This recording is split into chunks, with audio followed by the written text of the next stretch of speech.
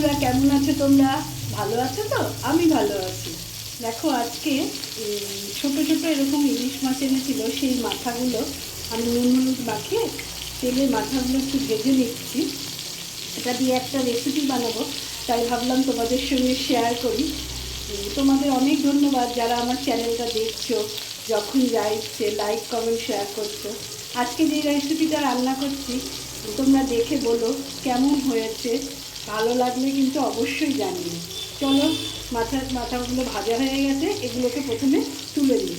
দু পিঠটাই ভেজে নিয়েছি, আর একদম কড়া ভাজিনি, কিন্তু লাল করে ভেজে নিয়েছি।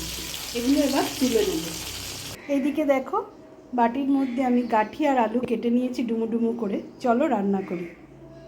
গাঁঠি আর আলু তেলের মধ্যে একসঙ্গে ছেড়ে দেব।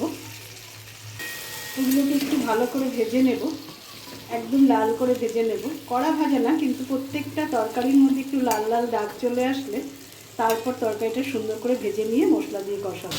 দিয়ে দিচ্ছি নুন, আর দিয়ে দিচ্ছি হলুদ। এবার দিয়ে দিচ্ছি পেঁয়াজ কুচি। এবার দিয়ে দিলাম টমেটো।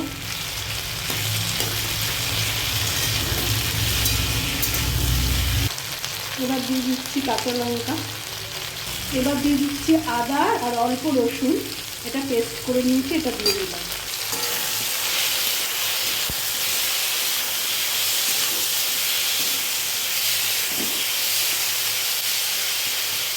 আর দিয়ে দিচ্ছি একটু জিরে আর কাশ্মীরি লঙ্কার গুঁড়ো।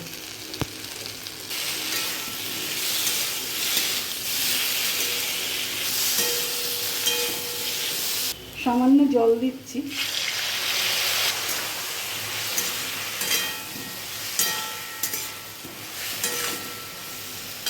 এবার মাছের মাথাটা দিয়ে দিলাম। মাছের মাথাটা দিয়ে ভালো করে কষে নেব।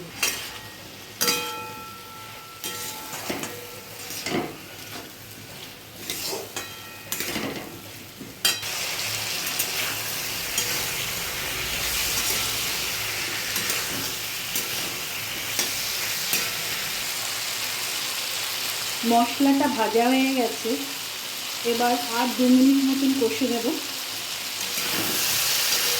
এখন কড়াই থেকে তেল ছাড়তে শুরু করেছে।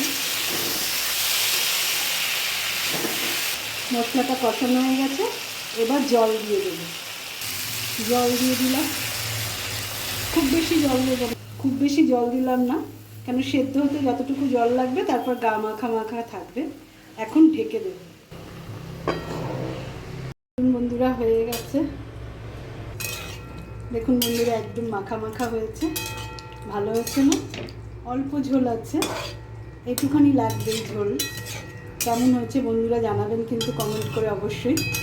সবাই ভালো থাকবেন, সুস্থ থাকবেন। আর একদিন আর একটা রেসিপি নিয়ে আসবো। কেমন হয়েছে বলবেন। গাঁঠি কচুর তরকারি ইলিশ মাছের মাথা দিয়ে।